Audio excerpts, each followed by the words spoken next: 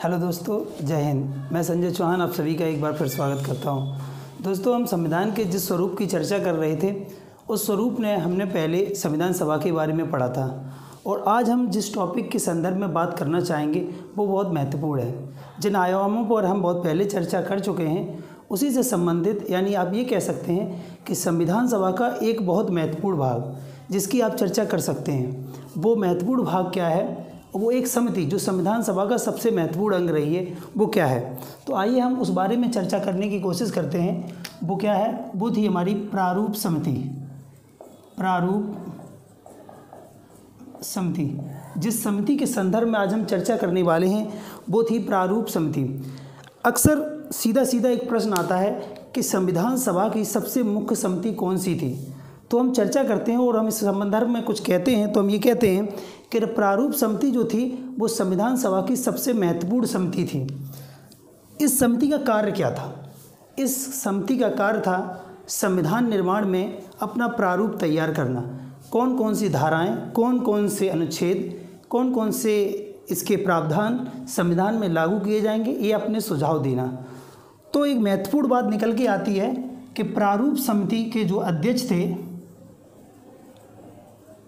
उनके संदर्भ में अक्सर कहा जाता है कि वी.आर. अम्बेडकर इसके अध्यक्ष थे, यानी भीमराव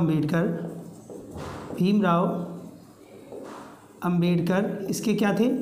अध्यक्ष थे। अक्सर ये बात निकल के आती है कि प्रारूप समिति के अध्यक्ष कौन थे, क्योंकि ये संविधान की सबसे महत्वपूर्ण समिति थी। इस हिसाब से अगर देखा जाए तो संविधान का अगर जनक कह दिया जाता है तो किसे कहा जाता है? अम्बेडकर को। और वो सबसे मेन समिति थी प्रारूप समिति, जिसके अध्यक्ष थे बी.आर. अम्बेडकर। लेकिन इस समिति की या इस समिति का गठन कब हुआ, ये चीज़ अक्सर पूछी जा सकती है आपसे। तो आप याद रखें, प्रारूप समिति का जो गठन हुआ था वो हुआ था 29 अगस्त 1947 को। आप याद रखेंगे प्रारूप समिति का, जबकि संविधान सभा बहुत पहले ही गठित हो गई थी, लेकिन संविधान सभा की पहली बैठक जो हमने पहले वीडियोज़ में पढ़ा था, संविधान सभा की पहली बैठक कब हुई थी? पहली बैठक हुई थी 9 दिसंबर 1946 को। लेकिन प्रारूप समिति कब बनती है? जाकर 29 अगस्त 1947 को प्रारूप समिति का गठन होता है, संविधान का प्रारूप तैयार होता है। और ये प्रारूप तैयार कौन करता है? सीधा सीधा एक प्रश्न आ सकता है कि संविधान के लिए किसने सबसे पहले प्रारूप तैयार किया था, या प्रारूप समिति का जो प्रारूप था, जो ड्राफ्ट था, वो किसने तैयार किया था।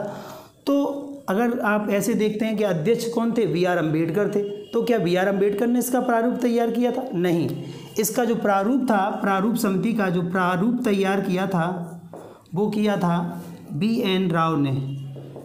बी.एन. राव।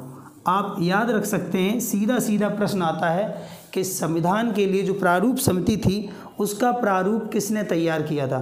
तो बी.एन. राव ने इसका प्रारूप तैयार किया था, ये आपको समझना होगा। बी.एन. राव के बारे में कहा जाता है कि ये संवैधानिक सलाहकार थे, संविधान सभा के ये संवैधानिक सलाहकार थे। कौन? बी.एन. राव। बी.एन. राव के बारे में हम थोड़ा और जान लेते हैं। जो बी.एन. राव थे इन्हें I.C.S. अधिकारी कहा जाता है, यानी ये उस समय की सिविल सर्विसेज के अधिकारी थे। जो बी.एन. राव थे ये थे I.C.S. अधिकारी। कौन से अधिकारी थे? I.C.S. अधिकारी थे। इंडियन सिविल सर्विसेज, उस समय इंडियन सिविल सर्विसेज का नाम था अंग्रेज़ों के समय, तो इसलिए I.C.S. अधिकारी थे। आज वर्तमान में इसे I.A.S. I.P.S. के नाम से जानते हैं, उस समय I.C.S. था। ठीक है, वर्तमान में हम I.A.S. कहते हैं। तो बी.एन. राव जो थे उन्होंने संविधान सभा की जो प्रारूप समिति थी उसके लिए प्रारूप तैयार किया था। इसके बाद आप ये कह सकते हैं कि बी.एन. राव जो थे वो संवैधानिक सलाहकार थे। वो संविधान सभा के क्या थे? संवैधानिक सलाहकार थे। एक क्वेश्चन और यहाँ से पूछ लिया जाता है अक्सर कि वो कौन थे जो संविधान सभा के कार्यभार में तो थे, कार्य तो देखते थे, लेकिन वो संविधान सभा के सदस्य नहीं थे। वो बी.एन. राव ही थे।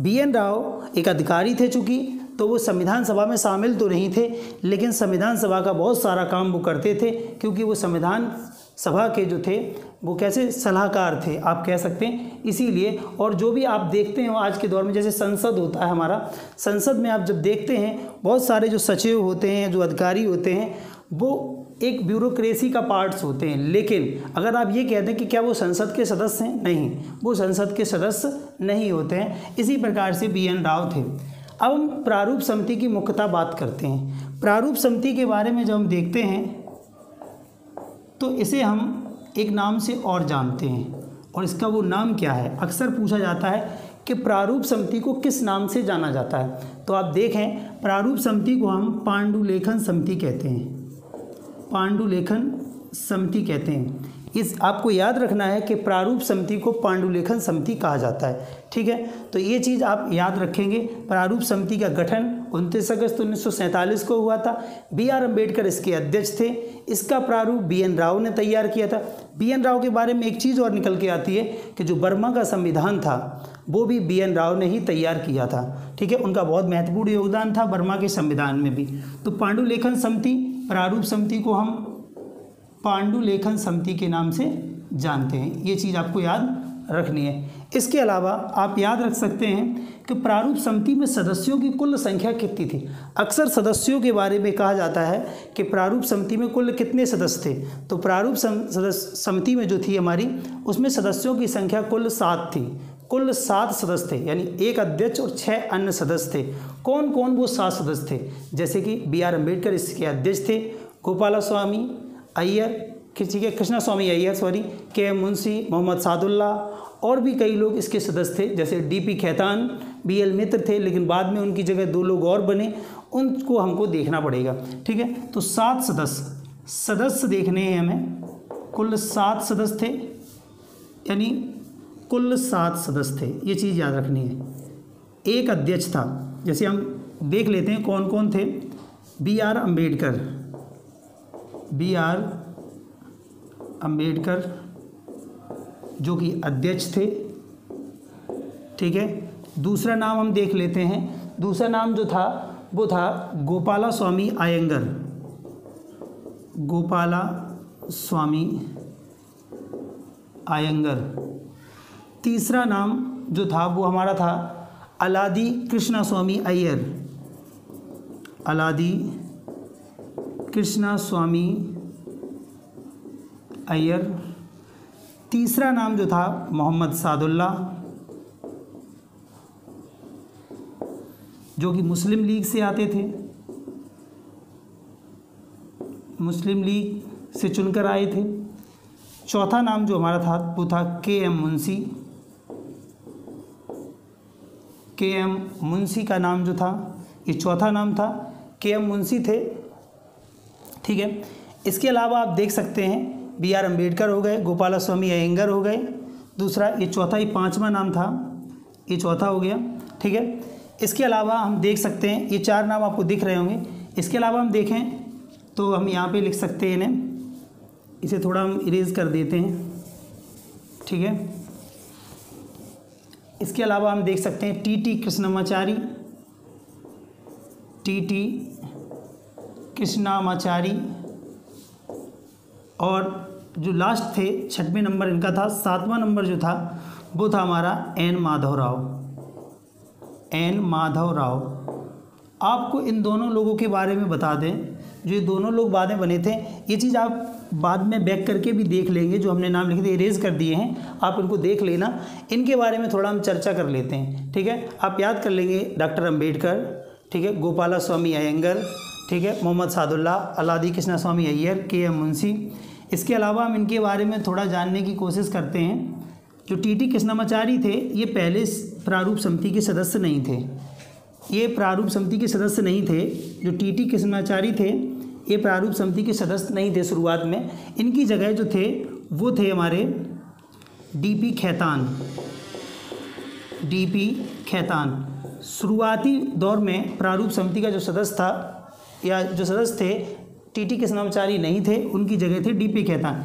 लेकिन D.P. खैतान की मृत्यु हो गई, D.P. खैतान की क्या हो गई? मृत्यु हो गई। तो उनकी जगह T.T. कृष्णमाचारी ने प्रारूप समिति में सदस्य की जगह ले ली। इसके अलावा जो हमारे 7वें नंबर यानी जो एक सदस्य और थे N. माधवराव, N. माधवराव, ये जो थे वो B.L. मित्र के स्थान पर चुने गए थे। B.L. मित्र, B.L. मित्र जो कि स्वास्थ्य कारणों से, जिन्होंने संविधान की समिति से इस्तीफा दे दिया था, उनके स्थान पर हमने फिर किन्हें चुन लिया था? N. माधवराव को। तो इस हिसाब से कुल 7 सदस्य इस समिति में थे, ये आपको याद रखना है, ठीक है। तो अक्सर सदस्यों की संख्या पूछी जाती है, जिसके बारे में हमें पता होना चाहिए। प्रारूप समिति सबसे मुख्य समिति थी और जिसके अध्यक्ष BR अम्बेडकर थे।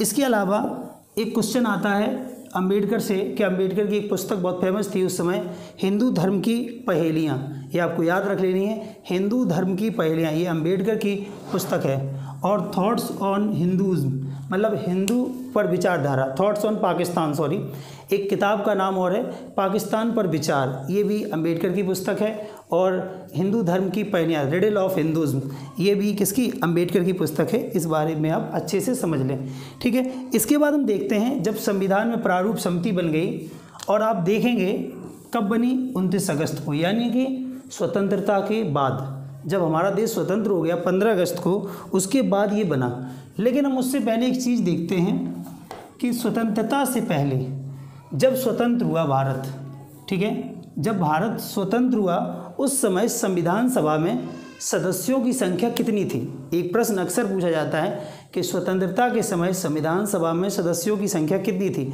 तो वो सदस्यों की संख्या थी 299। ये आपको याद रखना है, 299। जब भारत स्वतंत्र हुआ तो संविधान सभा में सदस्यों की संख्या 299 थी। उसका एक कारण था, रीज़न था। आपने जैसे कि पढ़ा होगा, हमने आपको बताया था कि शुरुआत में जब संविधान सभा का गठन हुआ था उस समय संविधान में सदस्यों की संख्या थी 389।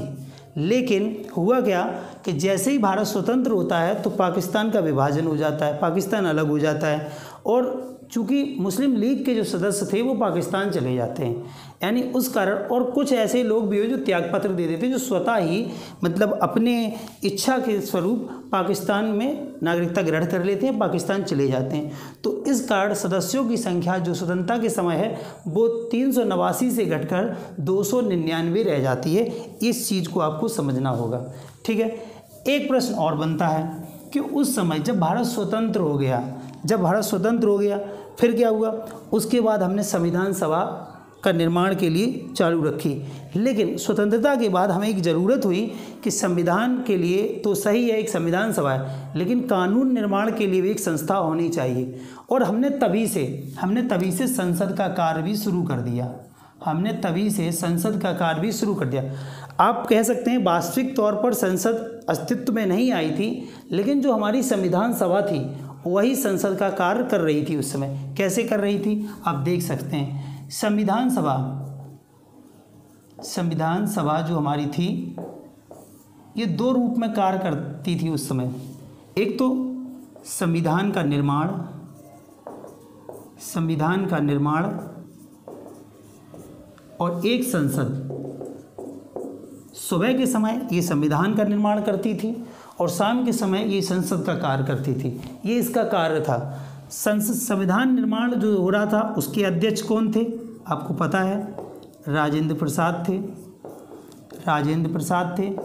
लेकिन अक्सर ये प्रश्न पूछा जाता है जो हमारी संविधान सभा थी उसमें संविधान सभा जिस रूप में कार्य कर रही थी, संसद के एक दूसरे रूप में कार्य कर रही थी, उसके अध्यक्ष कौन थे। यानी संविधान सभा जो संसद के रूप में कार्य कर रही थी उसके अध्यक्षता कौन करता था, तो उसकी अध्यक्ष करता थे GB मावलंकर, यानी गणेश वासुदेव मावलंकर जो थे, यानी गणेश वासुदेव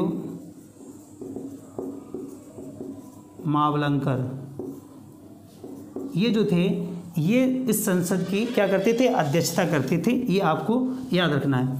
इसके अलावा हम देखेंगे कि भारत का संविधान जो था वो कब लागू हुआ।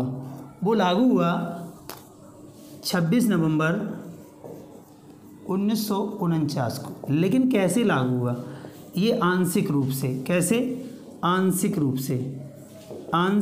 से पूर्णतः लागू नहीं हुआ। ये आंशिक रूप से कब लागू हुआ, 26 नवंबर 1949 को। ये चीज़ आपको याद रखनी है। सीधा पूछा जाता है भारतीय संविधान पार्शियली आंशिक रूप से कब लागू हुआ था। ये लागू हुआ था 26 नवंबर 1949 को। इस दिन पूछा जाता है कि इस दिन कितने अनुच्छेद लागू हुए थे, इस दिन कुल कितने अनुच्छेद लागू हुए थे।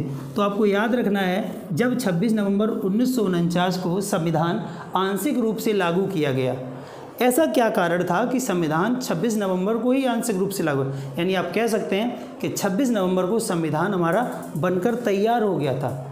2 साल 11 महीने और 18 दिन, कितने, 2 साल 11 महीने और 18 दिन इस संविधान को बनाने में हमें लगे। लेकिन सबसे महत्वपूर्ण ये था कि इसे आंशिक रूप से क्यों लागू किया गया। चाहते तो हम पूरी, क्या संविधान बनकर तैयार नहीं था, बिल्कुल बनकर तैयार था, पूरा बना हुआ था। फिर हमने इसे 26 नवंबर 1949 को ही क्यों लागू किया, इसका एक रीज़न था। रीज़न क्या था, रीज़न ये था कि थोड़ा हमें पीछे जाना पड़ेगा इसके लिए। 1929 की बात है। कब की बात है, 1929 की बात है, लाहौर अधिवेशन। कब, लाहौर अधिवेशन।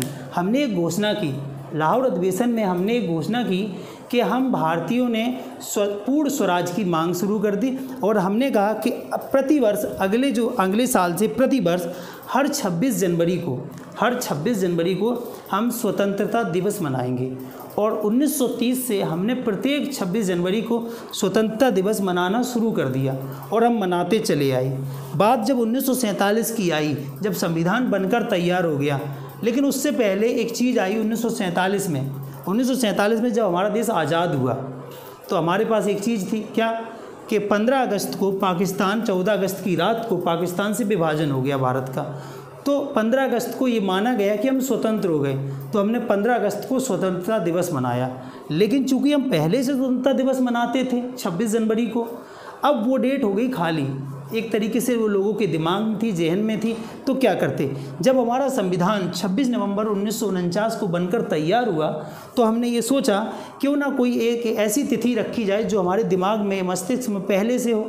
तो हमने इसीलिए 26 नवंबर, जिस दिन हमारा संविधान बनकर तैयार हुआ, उस दिन हमने कुछ अनुच्छेदों को लागू कर दिया। लेकिन बचे हुए अनुच्छेदों को हमने 26 जनवरी 1950 को लागू किया पूर्ण रूप से, क्योंकि 26 जनवरी हमारे लिए एक महत्वपूर्ण डेट थी जो सभी प्रत्येक भारतवासी के दिल में बसी हुई थी। तो आंशिक रूप से जब 26 नवंबर 1949 को संविधान आत्मर्पित किया गया, अंगीकृत किया गया, उस समय भारत में कुल कितने अनुच्छेद लागू हुए, ये अक्सर प्रश्न आता है। तो कहीं कहीं किताबों में लिखा होता है 15, लेकिन अगर आप सही से देखें तो कुल 16 अनुच्छेद उस दिन लागू हुए थे, कुल 16 अनुच्छेद। लेकिन कहीं कहीं किताबों में इसे 15 भी लिखा गया है, ठीक है, ये भी आपको याद रखना। 16 कैसे हैं, ये चीज़ हम आपको बता देते हैं। 16 कैसे थे, जो अनुच्छेद लागू हुए थे उनमें एक अनुच्छेद था, अनुच्छेद 394, अनुच्छेद 394, ये भी उसी दिन लागू हुआ था 26 नवंबर 1949 को। इस अनुच्छेद में था क्या जो ये लागू हुआ था, और भी कई अनुच्छेद लागू हुए थे जिनकी बहुत ज़रूरत थी, वो हमने उस दिन लागू कर दिए थे।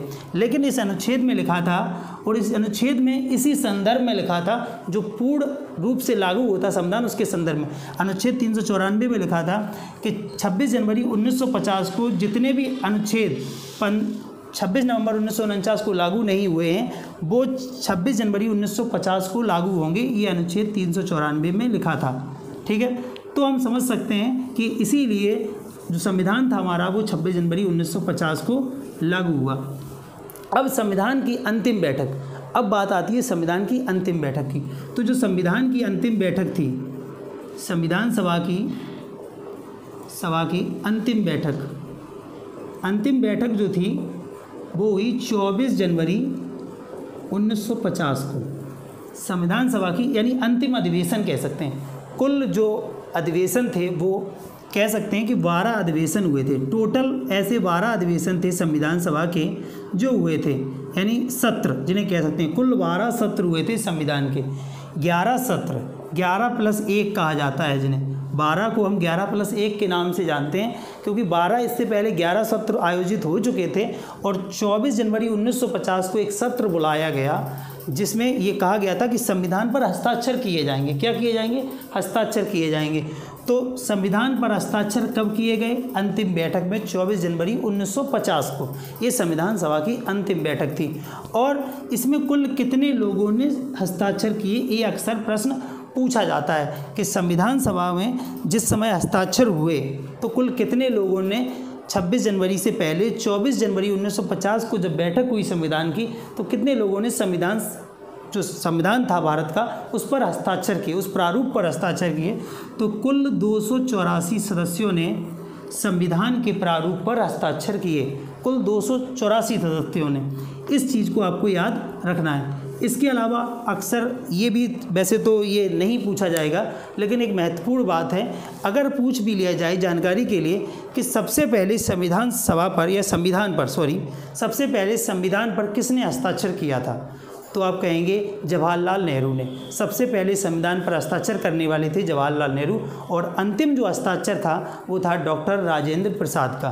तो इस हिसाब से आप देख सकते हैं, पहला हस्ताक्षर जवाहरलाल नेहरू ने और अंतिम हस्ताक्षर डॉक्टर राजेंद्र प्रसाद ने किया था। इस हिसाब से संविधान सभा का गठन हो गया। संविधान सभा में प्रारूप समिति के बारे में हमने पढ़ लिया, और इसके अलावा हमने जो पढ़ा वो पढ़ा कैसे कैसे उसकी बैठक हुई, कौन कौन सदस्य थे प्रारूप समिति में। इसके अलावा हमने ये देखा कि संविधान सभा की अंतिम बैठक कब हुई, कब आंशिक रूप से संविधान लागू हुआ, इसमें कुल कितने सदस्यों ने भाग लिया। एक चीज़ और आपको बताना चाहते हैं, जो हमारी संविधान सभा थी उसमें महिलाओं की संख्या कुल कितनी थी। अक्सर ये प्रश्न पूछा जाता है कि संविधान सभा में कुल कितनी महिलाएँ थीं, तो आपको याद रखना होगा संविधान सभा में कुल 15 महिलाएँ थीं, जिनमें से 9 महिलाओं ने पहली बैठक में भाग लिया था। कितनी महिलाओं ने बैठक में भाग लिया था? पहली में 9, ये हम आपको पहले बता चुके हैं। लेकिन कुल 15 महिलाएं संविधान सभा में थीं, जिनमें एकमात्र मुस्लिम महिला थी। अक्सर ये प्रश्न बहुत ज़्यादा एग्जाम में पूछा जाता है कि वो कौन सी मुस्लिम महिला थी जो संविधान सभा की सदस्य थी, तो आप बता सकते हैं बेगम अयाज रसूल जो थी वो संविधान सभा की एकमात्र मुस्लिम महिला थी जिन्होंने संविधान में भाग लिया था। इसके अलावा और जो महिलाएं थीं वो अन्य धर्मों से संदर्भित थीं। तो कुल मिलाकर 15 महिलाएं संविधान सभा में सम्मिलित थीं। इस हिसाब से हम देख पाते हैं कि 26 जनवरी 1950 को संविधान पूर्ण रूप से पूरे भारत में लागू हो गया। ठीक है, इसके बाद कई प्रावधान हमने किए, ये चीज़ हमें देखनी पड़ेगी। इसके बाद हम अगले वीडियो में इसे संदर्भित बात को आगे बढ़ाएंगे और चर्चा करेंगे। आज के लिए इतना ही। धन्यवाद। जय हिंद।